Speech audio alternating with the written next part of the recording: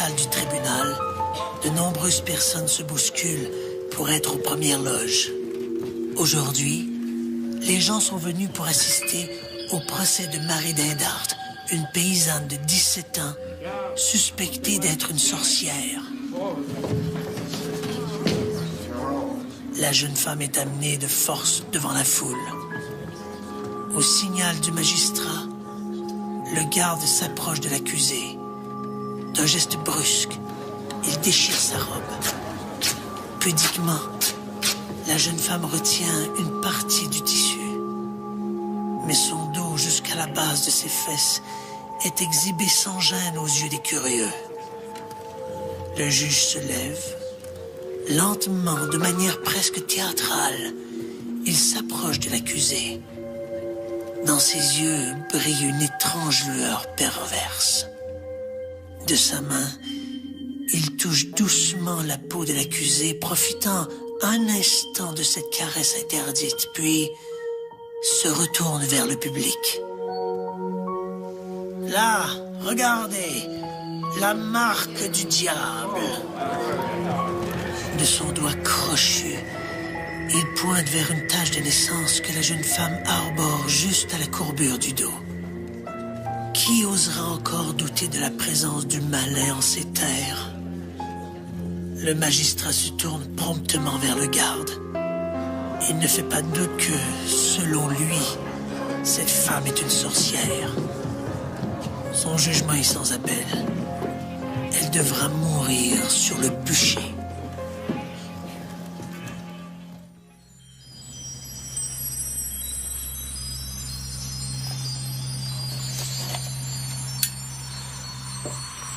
Les hommes ont toujours essayé d'agir sur leur destin. Certains n'ont pas hésité à faire appel aux forces des ténèbres, de la sorcellerie au satanisme. La magie n'est-elle qu'une utopie?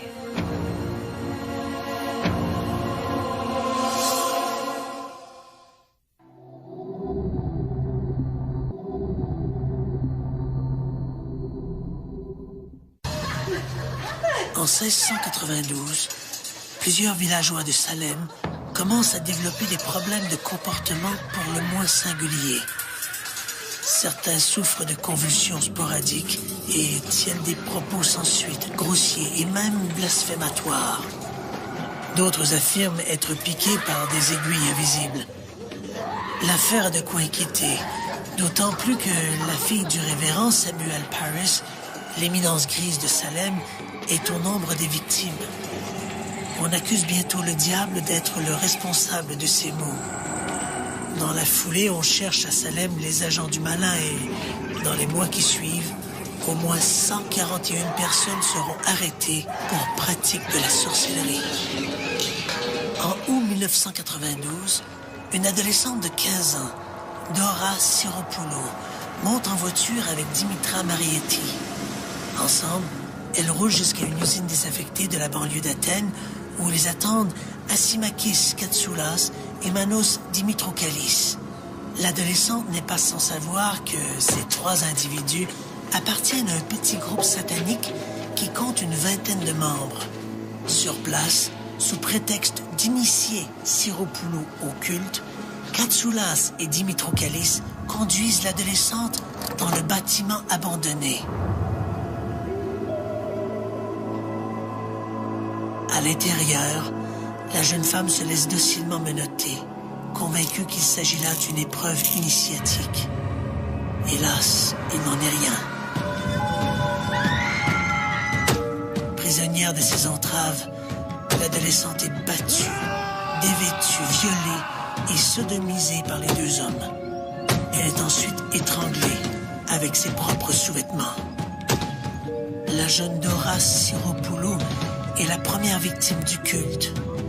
Dans les mois qui suivent, les satanistes d'Athènes vont se livrer à des actes abominables.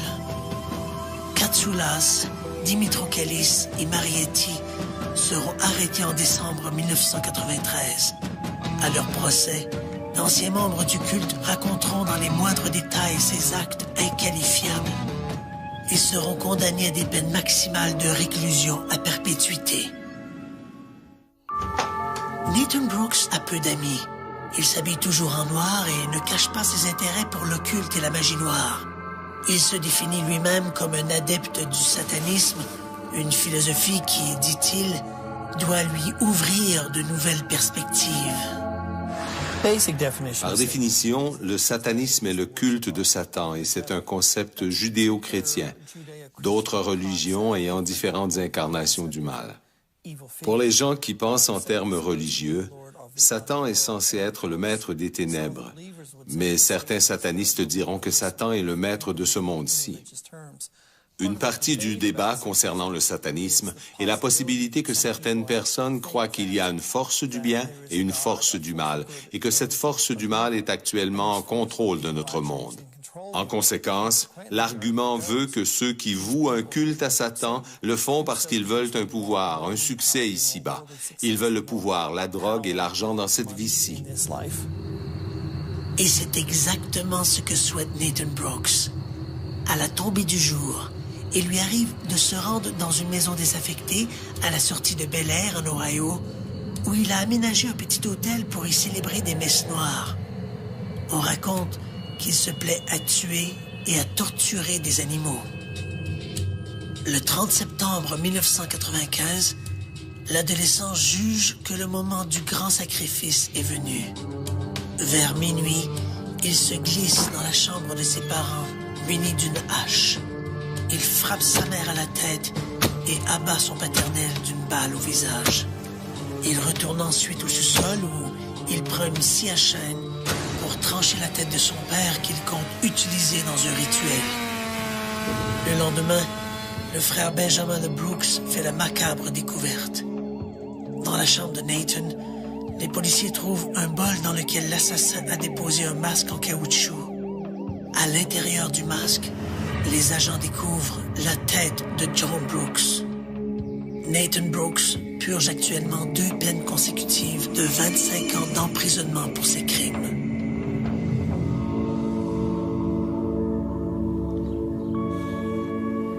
Qu'il s'agisse de sorcellerie ou de satanisme, le dénominateur commun est le diable. Dans les 2 cas, le maître des enfers est le levier d'une série d'actions destinées à hisser ses fanatiques au-dessus du commun des mortels. Diabolique perspective. Si le diable existe, évidemment. Il est difficile de faire un historique de la sorcellerie occidentale, en opposition par exemple à la sorcellerie africaine qui, elle, constitue un courant magico-religieux ininterrompu depuis des millénaires. L'exercice est d'autant plus difficile que la sorcellerie s'alimente d'une foule de religions païennes à travers lesquelles des adeptes croient pouvoir contrôler ou à tout le moins influencer les forces de la nature. Mais disons qu'avec l'avènement du christianisme en Europe et son triomphe sur le paganisme, la sorcellerie est redéfinie comme un commerce avec le diable. On prête aux adeptes, surtout des femmes, des pouvoirs extraordinaires. Elles peuvent jeter des sorts et des maléfices. Elles peuvent faire périr des animaux et des récoltes. Elles peuvent rendre stériles les femmes ou impuissants les hommes. Elles peuvent aussi répandre des maladies comme la peste ou provoquer des catastrophes naturelles comme des déluges ou des tremblements de terre. Pour l'Église et son tribunal ecclésiastique, qui est l'Inquisition, ces actions portent l'empreinte du diable et elles doivent être réprimées. Au 15e siècle, les autorités laïques et ecclésiastiques condamnent le crime de la sorcellerie. Pactiser avec le diable est une hérésie et, pour la toute-puissante Église catholique, l'hérésie est un crime punissable de la peine de mort. L'Inquisition en tant que telle, ce qu'il faut comprendre, c'est une réaction de l'Église sur des déviances, qu'elle nomme elle-même des déviances. Donc, on parle, par exemple, d'Inquisition cathare, d'Inquisition vaudois, et le phénomène de la chasse aux sorcières, qu'on appelle une hérésie, est aussi une Inquisition. Donc, l'Église voit des choses qu'elle juge comme parallèles à ce qu'elle fait, à ce qu'elle veut imposer comme doctrine en tant que telle dans l'ensemble de la catholicité. Et elle intervient durement, évidemment, auprès de ce qu'on nomme ces hérétiques-là. Donc, pour en soi régler le problème, on parle de régler le problème, c'est-à-dire les éliminer d'une façon souvent assez drastique. En 1486 paraît sous la plume de 2 inquisiteurs dominicains le Marteau des sorcières, un code destiné à guider les inquisiteurs dans leur lutte contre la sorcellerie. Pour les auteurs du Marteau des sorcières, les principaux instruments du diable sont les femmes, tentatrices par excellence. Ces filles d'Ève portent le stigmate du péché originel. Elles sont l'incarnation du mal et ne sont destinées qu'au mal. Pourquoi l'Église, en fait, s'acharne après les femmes? Pourquoi l'Église choisit les femmes comme sorcières? C'est aussi l'implicite du phénomène de la chasse aux sorcières. Évidemment, les réponses sont théologiques. On souligne des textes théologiques, la Genèse, si vous allez lire la Genèse, où on lit, d'une façon littérale, c'est écrit que c'est la femme qui a péché, c'est la femme qui s'est donnée au diable, finalement, dans la Genèse. Et ça, ce texte-là marque l'ensemble du phénomène de la chasse aux sorcières. C'est elle qui est la plus apte, qui est la plus prompt et qui cherche finalement cette affiliation-là avec le diable. Alors que ce code inspire d'autres ouvrages du genre, la chasse aux sorcières bat son plein. Les procès se multiplient. En France et en Allemagne, les condamnés sont brûlés, alors qu'en Angleterre, on les pend haut et court. Les inquisiteurs, au nom du pouvoir ecclésiastique, se donnent tous les droits, même celui d'avoir recours à la torture. Les accusés admettent avoir sacrifié des enfants et de s'être rendus au sabbat, ces cérémonies présidées par le diable. Pire, ces sabbats sont aussi l'occasion de dévorer des enfants et de forniquer avec des démons mâles ou femelles. Tous les démonologues parlent d'érotisme, parlent d'une relation sensuelle avec la sorcière ou d'une relation sensuelle de la sorcière avec le diable. C'est omniprésent, ça fait partie du discours démonologique, qu'il soit ecclésiastique ou laïque.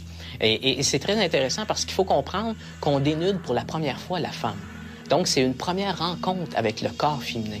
Et beaucoup de démonologues parlent de leur admiration souvent devant la beauté de ce corps-là. Parce qu'on ne condamne pas que des vieilles femmes. On condamne des jeunes filles de 15, 16, 17, 18, 19 ans. Et par exemple, le démonologue Pierre Delangle est rempli d'admiration devant la beauté du corps féminin et relate quelques poèmes est très, très érotique dans son traité de démonologie, comme les auteurs du Marteau des sorcières, qui sont deux clercs en tant que tels, parlent d'érotisme constamment. Et on reproche aux femmes d'être trop érotiques aussi, et d'aller au sabbat justement parce que leur mari n'est pas capable de les combler. Donc, seul le diable peut faire en sorte qu'elles soient comblées au niveau érotique et au niveau sexuel. Donc, c'est le sous-jacent le plus marquant du phénomène de la chasse aux sorcières. À la fin du Moyen Âge, les procès pour sorcellerie presque essentiellement ecclésiastiques passent aux mains du pouvoir séculier. Si l'Europe est toujours ébranlée par des épidémies et des famines, c'est que le diable y a toujours ses assises. Donc, c'est l'Église qui a été incapable d'enrayer la sorcellerie. Place au pouvoir laïque. Et au 16e, 17e siècle, là, on voit une pandémie, une peur du diable qui marque vraiment le début de la modernité, quand on parle du 7e siècle, qui marque le début de l'humanisme aussi, vraiment une peur du diable qui se répand comme une traînée de poudre. On ne comprend pas ce qui se passe au niveau social, on se sent menacé, il y a une peur de la fin du monde. Et cette peur de la fin du monde-là, ça prend nécessairement des responsables, des coupables. Évidemment, on trouve, selon les textes théologiques de l'époque, que ce sont les femmes, les alliés de Satan en tant que tels. Et là, on parle vraiment... On reprend le discours théologique, mais c'est la juridiction laïque qui poursuit les hérétiques, qui poursuit les sorcières. Et là, on va jusqu'au 17e, encore une fois, avant que ça commence à s'atténuer. Donc, c'est vraiment 16e, 17e siècle, la grande chasse aux sorcières. Des inquisiteurs civils parcourent villes et campagnes. En 1608, l'un des plus zélés d'entre eux, le magistrat Pierre de l'Ancre, est envoyé au labour pour y nettoyer le pays de ses adorateurs du diable. Au nom du roi de France, Henri IV, de l'Ancre fait torturer et brûler des centaines de jeunes et jolies paysannes. L'inquisiteur, la première chose qu'il fait, avec l'aide des médecins qui participent à l'Inquisition, c'est de dénuder la femme, de la raser complètement et de chercher la marque du diable. C'est le premier indice. Évidemment, vous allez comprendre que sur toute personne, vous allez toujours trouver une marque. Cette marque pouvait se cacher dans l'œil et souvent on dit qu'elle se cache dans les parties honteuses. Donc, on cherche la marque et inévitablement, on trouve la marque. Et cette marque-là vient confirmer que vous êtes une sorcière, que vous avez participé au sabbat. Donc, cette rencontre des sorcières qui se déplacent d'un lieu à l'autre, où on se voue au diable, où on fait des orgies collectives et tout ça, la marque vient prouver que vous avez participé au sabbat. Et le sabbat prouve aussi que vous êtes une sorcière. Donc, c'est un cercle qui tourne en rond, finalement. Vous êtes, évidemment, sous la torture, vous allez toujours avouer quelque chose. Et vous allez avouer aussi que vous avez participé au sabbat. Pendant que Pierre de l'Ancre s'affaire de chasser les apôtres du diable, d'autres procès se tiennent un peu partout en Europe. En Angleterre, un certain Matthew Hopkins est chargé de débarrasser le pays de ses sorciers et sorcières. Entre 1644 et 1646, l'inquisiteur envoie à la pendaison quelques 250 personnes. À partir du milieu du 17e siècle, un mouvement de contestation commence à prendre forme, surtout dans les villes. Une certaine classe intellectuelle composée de philosophes, d'écrivains, de médecins trouve ces exactions excessives. On fait d'ailleurs remarquer que sous la torture, on peut obtenir n'importe quels aveux. Mais quelle valeur ont-ils? En 1692 éclate à Salem, au Massachusetts, aux États-Unis, ce qui va devenir le plus célèbre procès de sorcellerie de toute l'histoire. Une vingtaine de personnes sont exécutées à l'issue de procès expéditifs. L'affaire va connaître son dénouement quelques mois plus tard lorsque, sous la torture, un accusé avoue avoir participé à un sabbat où était également présente l'épouse du gouverneur, une femme d'une piété irréprochable. Le doute apparaît enfin. Ces aveux, tout à fait invraisemblables, mettent fin aux poursuites. L'affaire des sorcières de Salem va avoir un impact énorme, tant ici en Amérique qu'en Europe. On s'interroge de plus en plus sur la réalité de ces manifestations.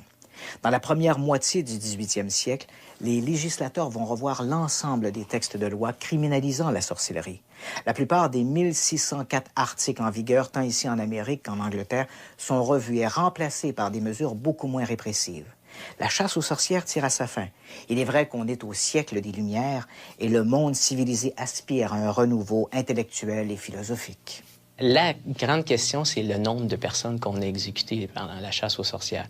Dan Brown, par exemple, dans son roman Da Vinci Code, évidemment c'est un roman, il faut s'entendre, parle du chiffre de 9 millions de femmes brûlées comme sorcières à cette époque-là. Évidemment, ces chiffres-là, aujourd'hui, ne tiennent plus la route.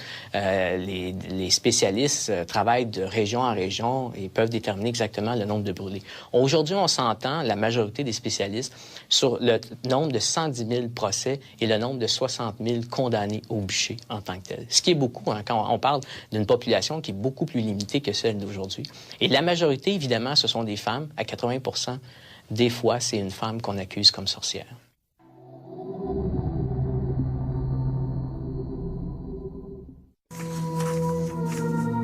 Si la fin des procès pour sorcellerie met de l'ordre dans cette incroyable folie collective, elle n'en élimine pas pour autant la présence du diable. Le maître des enfers va continuer à alimenter l'imaginaire sous d'autres formes, poussant même certains individus à commettre des actes abominables. Le 12 avril 1984, aux petites heures du matin, un rôdeur s'introduit dans la riche maison d'Arthur Irwin à Scarborough, en Ontario. En silence, l'inconnu fait le tour de toutes les pièces, volant par-ci, par-là quelques babioles. Au sous-sol, il tombe sur la carabine d'Irwin qu'il charge à bloc. Il remonte ensuite à l'étage et abat Arthur Irwin et son épouse Joyce d'une balle dans la tête.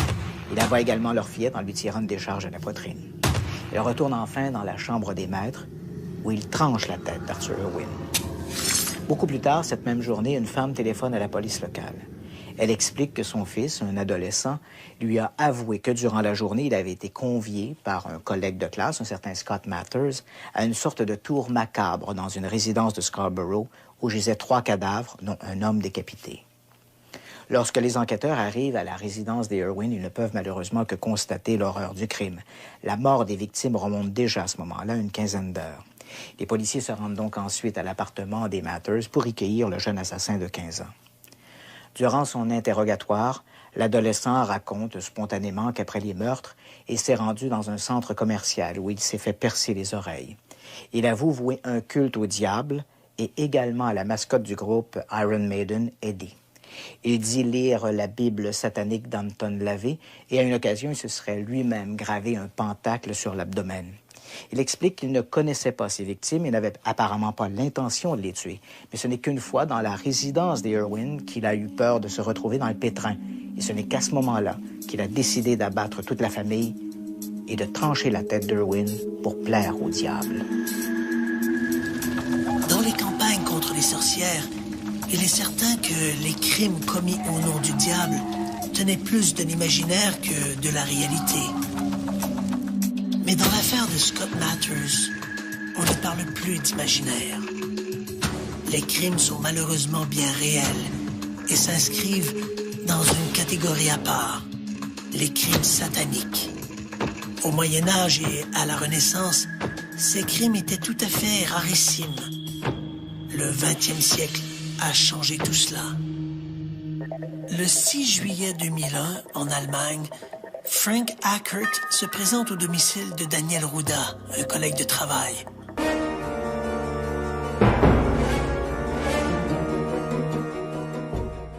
Ruda l'a invité à une soirée pour célébrer son récent mariage avec Manuela, une jeune Anglaise. Les Ruda sont tout sauf un couple conventionnel. Tous deux se décrivent comme des vampires et des satanistes. Ackert a à peine le temps de franchir le seuil que Daniel Ruda le frappe à la tête avec un marteau. Il prend ensuite un couteau et poignarde le commis à demi inconscient. Il le frappe méticuleusement, comptant chaque coup, 66 coups. Manuela prend ensuite un scalpel et grave un pentacle sur l'abdomen du défunt. Les assassins boivent aussi le sang de la victime et font l'amour à moins d'1 mètre du cadavre. Quelques jours plus tard, les autorités ouest-allemandes investissent l'appartement des Ruda. Le couple maudit a quitté les lieux depuis peu. Les policiers trouvent des crânes humains et des scalpels. Dans une chambre du fond, les agents tombent sur le cadavre en partie décomposé de Frank Ackert, un scalpel toujours planté dans l'abdomen. Les Ruda seront arrêtés quelques jours plus tard. À leur procès, les Ruda ne manifestent aucun remords. Le 31 janvier 2002, Daniel et Manuela Ruda sont condamnés respectivement à 15 et 13 ans d'emprisonnement sans possibilité de libération conditionnelle. À partir des années 1970, les crimes sataniques ont apparemment connu une croissance exceptionnelle.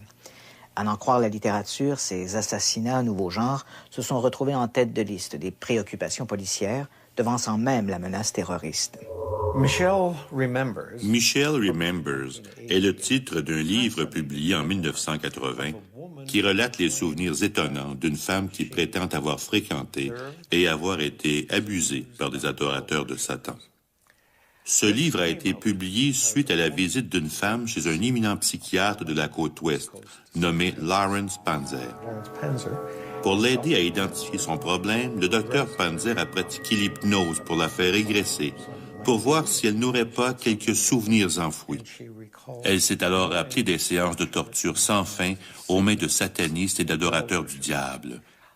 Elle avait gardé en mémoire des images de cercles de feu tracés dans le sable et illuminés, des souvenirs de séances de grande souffrance, des images de crucifix inversés, la tête en bas, et ainsi de suite. À sa manière, cette histoire est à la base de la plupart des cas de panique satanique des temps modernes. Subséquemment, le psychiatre a épousé sa cliente et plusieurs ont éprouvé des doutes. Des chercheurs indépendants ont enquêté sur divers aspects de l'histoire racontée par Michel et qui apparaissent dans son livre. Ils ont conclu que ces événements ne pouvaient pas s'être produits, que le récit était tout simplement inexact. Au lendemain de la publication du livre Michel Remembers, l'existence de ces groupes sataniques et leurs macabres rituels sont hissés au rang de menaces secrètes. Les rumeurs sont colportées comme des vérités. Selon certains groupes religieux fondamentalistes, les adorateurs du diable sont partout, infiltrant les écoles, les centres d'enfance, les grandes multinationales et même les agences gouvernementales. Au cours des années 1980 et 90, il y a eu de très nombreuses allégations, surtout dans notre monde occidental, Australie, Nouvelle-Zélande, Canada, États-Unis, Grande-Bretagne, Irlande, à l'effet que des meurtres rituels étaient perpétrés au nom de Satan.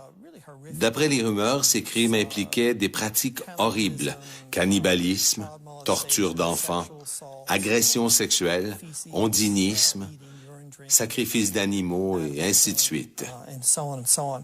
Dans certains pays, on a enquêté sérieusement sur ces crimes. En 1989, pour connaître l'ampleur et la réalité de ces soi-disant crimes sataniques, le FBI demande à l'un de ses enquêteurs spécialisés dans les affaires d'abus sur les enfants de faire toute la lumière sur ces rumeurs. Pendant des mois, Kenneth Lanning va suivre toutes les pistes, revoir l'ensemble des accusations et des allégations. Personne avant lui ne s'était intéressé d'aussi près aux activités de ces soi-disant groupes sataniques. Aux États-Unis, on compte 2 églises principales qui se définissent comme sataniques. La plus importante, l'église de Satan, voit le jour en 1966 sous les offices d'un certain Anton LaVey. Donc, personnage un peu énigmatique, mais qui retient l'attention. Donc, personnage coloré, qui va mettre en place cette église-là dans les années 1960, où ce qu'il propose, c'est l'épanouissement personnel en travaillant sur ses pulsions. Donc, vraiment, et là, on est dans la contre-culture des années 1960, donc la sexualité, vraiment un hédonisme, donc travailler sur soi, et en intégrant à ça des aspects, appelons-les, un peu plus philosophiques. Et là, il va s'inspirer beaucoup d'un auteur célèbre du 19e, fin 19e, début 20e siècle, qui est Aleister Crowley. Donc, ce qu'on appelle un mage, donc quelqu'un qui a participé à différents groupes ésotériques ou magiques, ou à l'intérieur de ces groupes-là, donc on accomplissait des rituels dans une perspective justement d'accomplissement personnel.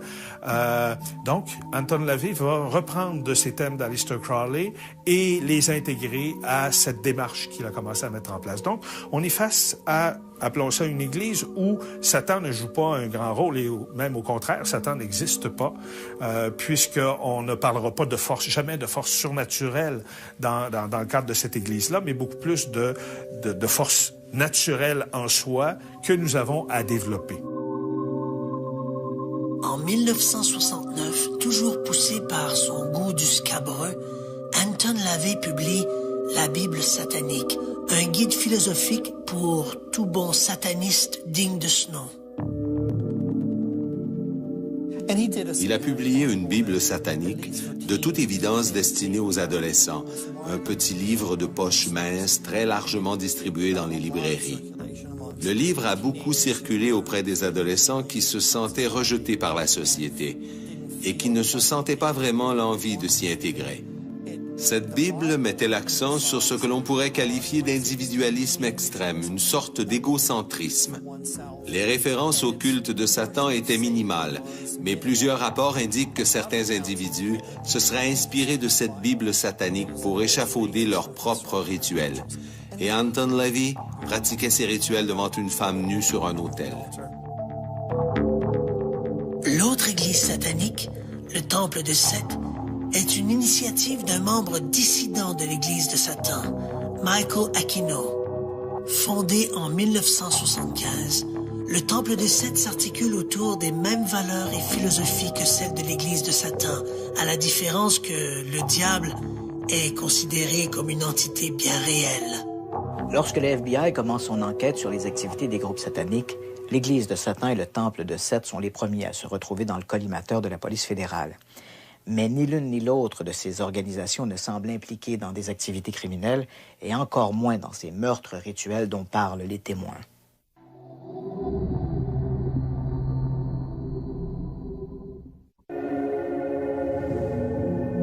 En janvier 1992, Kenneth Lanning publie son rapport. Le document est dévastateur pour les fondamentalistes. La menace satanique y est décrite comme une tempête dans un verre d'eau. Lanning explique n'avoir trouvé aucune preuve sur l'existence des groupes sataniques organisés d'importance ou sur ces soi-disant meurtres d'enfants.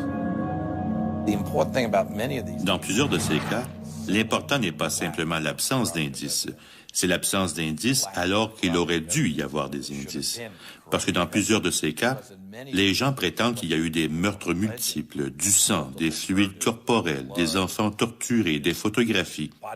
Enfin, toute une série de trucs dont il n'est pas si facile de se débarrasser. La plupart des gens ne se rendent pas compte à quel point il est difficile de se débarrasser d'un cadavre. Adolf Hitler n'a eu aucun problème à assassiner 6 millions de personnes. Son vrai problème consistait à se débarrasser de tous ses corps. Alors, quand vient le temps de se débarrasser d'un corps, les gens ne comprennent pas qu'on ne peut pas simplement allumer un feu et y jeter le cadavre. Ça n'élimine pas le problème. Vous aurez un cadavre calciné, mais il sera toujours là.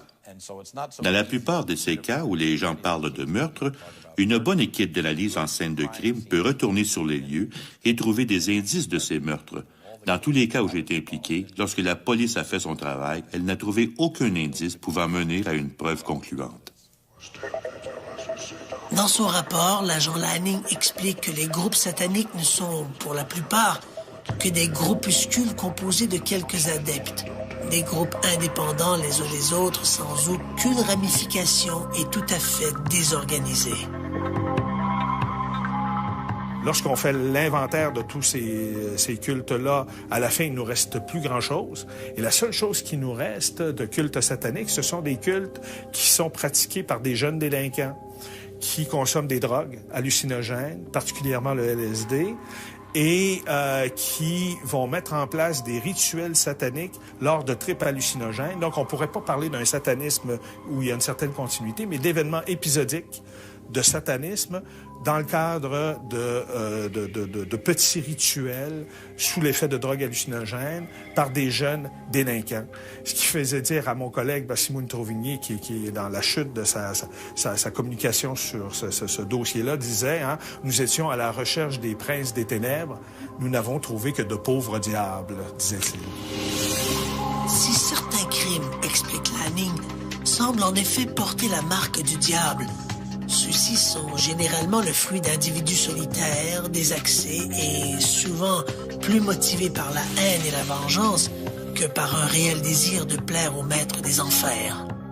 Si le rapport de Kenneth Lanning replace le phénomène des sectes sataniques dans une perspective plus réaliste, l'impact de ces groupuscules sur leurs adeptes n'en reste pas moins dévastateur. Le docteur Stephen Kent de l'Université de l'Alberta connaît bien le dossier. Au cours des dernières années, il a collaboré avec les autorités dans plusieurs affaires de culte satanique. Dans les cas où j'ai directement participé à l'enquête avec la police, nous n'avons jamais eu suffisamment d'indices pour porter des accusations. Dans certains cas, toutefois, il y avait un certain niveau d'indice, à tout le moins suffisant pour confirmer certains témoignages. Le plus bas niveau est le témoignage personnel, la personne qui dit « Voici ce qui m'est arrivé ». Mais parce que les témoignages ne sont pas fiables, il y a beaucoup de recherches qui sont basées sur la mémoire des témoins. Nous savons que la mémoire est un outil parfois déficient. Beaucoup de difficultés sont rattachées au processus de perception, de stockage, puis de réactivation et d'interprétation des souvenirs. Le souvenir qu'une personne peut avoir d'un événement peut constituer un indice, mais c'est un indice très peu fiable. Dans plusieurs cas, le témoignage était corroboré par un membre de la famille. Mais là encore, on peut avoir affaire à une sorte de contamination. Dans un cas particulier, j'ai eu affaire à un témoignage corroboré par quelqu'un qui n'était pas de la famille. Une femme qui m'a dit avoir été impliquée dans le même genre de rituel. Dans ce cas précis, nous avons malheureusement eu affaire à une mauvaise enquête de police. Mais la femme m'a donné accès à son dossier médical, de sorte que j'ai pu voir des photographies médicales de brûlures qu'on lui avait faites sur le col de l'utérus, qu'elle prétendait avoir été faites par un leader satanique. J'ai ces photos. Nous ne savons pas comment ces brûlures se sont produites, mais c'est peut-être un début de preuve. Dans un autre cas, plusieurs membres d'une même famille, d'âges différents, sont venus me voir pour m'apporter leur témoignage. Il ne s'agit pas d'un manque d'indices, mais les preuves suffisantes pour porter des accusations manquent. Chaque année, lors des solstices d'hiver et d'été, des centaines de personnes se réunissent autour de Stonehenge, en Angleterre. Tous ont fait le voyage vers ce légendaire site mégalithique pour y voir le soleil se lever entre ces immenses arches de pierre dressées selon un alignement astronomique. Parmi ces visiteurs se trouvent des hommes et des femmes habillés de longues tuniques blanches. Ce sont des druides et se réclament d'un mouvement magico-religieux de l'ancien monde celte. Les druides de l'Antiquité adoraient les dieux de la nature et croyaient en la réincarnation. Ils ont été persécutés par l'envahisseur romain qui les considérait comme de véritables sauvages, puis ensuite par l'Église qui jugeait leurs activités comme hérétiques. Malgré cette persécution, les druides ont quand même réussi à survivre dans la clandestinité jusqu'à nos jours. Mais ce ne sont pas les seuls survivants de ces chasses aux sorcières.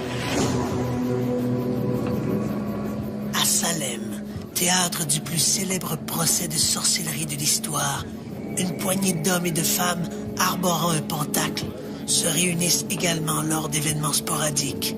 Solstice, équinoxe, phase lunaire, etc. Dans un champ un peu en retrait de la ville, ils participent à des réjouissances et à des danses rituelles.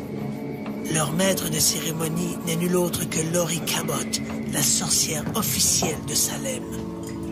C'est en 1977 que cette dernière a reçu son titre des mains du gouverneur de l'époque, Michael Dukakis. Cabot affirme posséder certaines habiletés psy et une mémoire génétique qui la relierait à des sorcières de l'Antiquité. Laurie Cabot et ses adeptes pratiquent un culte lié à la Terre et à ses énergies. On rend hommage à la nature et à ses dimensions spirituelles et ésotériques. On ne pactise plus avec le diable et on ne jette plus de mauvais sorts. Des chapitres de sorcières comme celui fondé par Laurie Cabot existent partout à travers le monde occidental. Les adeptes se comptent par milliers. Certains groupes se réclament des druides, d'autres des sorcières du Moyen-Âge ou des déesses de la Grèce antique. Mais tous ont en commun cette célébration de la Terre. La grande distinction qui existe entre ces groupes modernes occidentaux et l'image liée à la sorcellerie d'antan, c'est cette dichotomie très claire qui existe entre la pratique de la magie et le culte du diable. Si au Moyen Âge et à la Renaissance, les sorciers et sorcières étaient suspectés de pactiser avec les forces des ténèbres, cette affiliation n'existe plus de nos jours. Le culte du diable est à présent l'affaire des satanistes qui n'ont aucun lien avec les adeptes de ces cultes dits néopaganistes.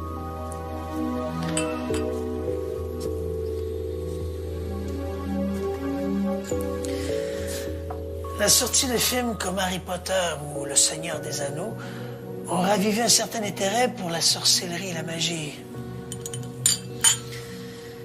De toute évidence, pour les amateurs, la fiction et la réalité sont deux choses tout à fait différentes. La sorcellerie d'aujourd'hui n'a rien à voir avec la sorcellerie du Moyen Âge ou celle entretenue par le cinéma. Dans le langage des experts, on préfère parler de paganisme ou de néopaganisme plutôt que de sorcellerie. Incidemment, ces sorcières et sorciers contemporains ne parlent plus de sorcellerie, un terme beaucoup trop stigmatisé par l'histoire, mais de Wicca, un vieux terme anglais. Les adeptes eux-mêmes préfèrent se redéfinir comme des Wiccans plutôt que comme des sorciers et sorcières. Le Wicca, d'après ce que nous comprenons, s'inspire des religions pré-chrétiennes des îles britanniques. C'est un culte polythéiste avec de nombreux dieux et déesses plutôt qu'un seul dieu avec un D majuscule et qui porte le numéro 1. Et on comprend qu'il y a une révérence pour la nature, pas nécessairement une adoration. Dans certains cas, oui, parfois non.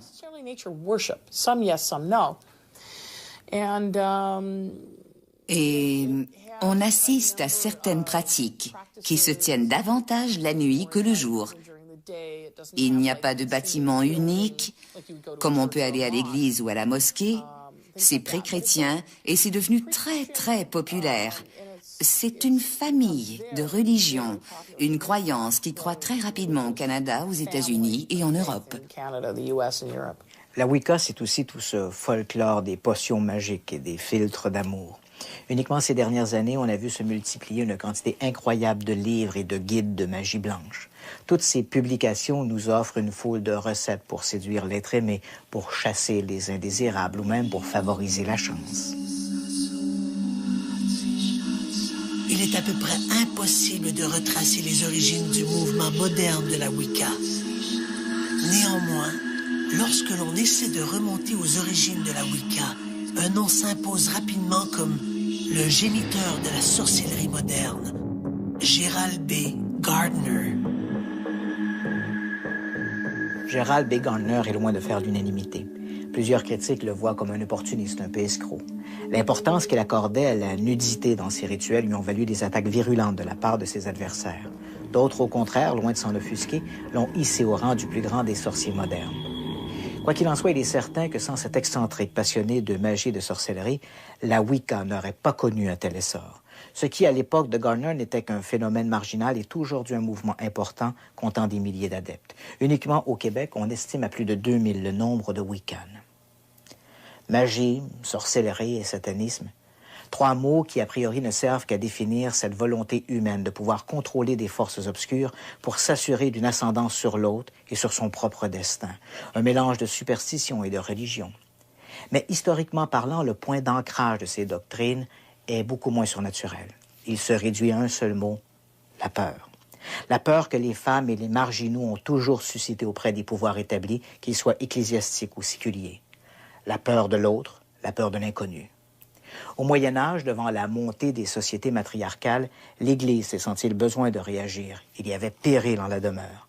La peur du diable était authentique, mais la peur que suscitaient les femmes était malheureusement beaucoup plus présente. Aujourd'hui, la chasse aux sorcières est-elle vraiment chose du passé? Lorsque les femmes doivent se voiler pour ne pas devenir, malgré elles, un objet de tentation, n'est-ce pas un peu l'antichambre de ces bûchers du Moyen-Âge? Quand on pratique l'excision sur des fillettes pour mieux contrôler leur sexualité, n'est-on pas en train de se substituer à tous ces pierres de l'encre de la Renaissance? On oublie encore trop souvent que l'un des plus grands génocides de l'histoire a eu pour victime les femmes. Uniquement durant les chasses aux sorcières de la Renaissance, près de 100 000 d'entre elles ont été envoyées au bûcher. Depuis des siècles, le monde chrétien a fait des femmes des citoyennes de deuxième zone, les persona non grata, d'un pouvoir que l'on souhaitait exclusivement masculin. Aujourd'hui, des mouvements comme la Wicca leur redonnent cette place qui leur revient dans l'évolution spirituelle de l'humanité. Mais c'est encore si peu. L'Église a fait du diable son ennemi public numéro 1. La société, les désaxés, les terroristes l'ont utilisé pour justifier leurs actions. Mais le diable n'est peut-être qu'un vulgaire usurpateur. Une façade derrière laquelle se cache son ultime rival, l'homme.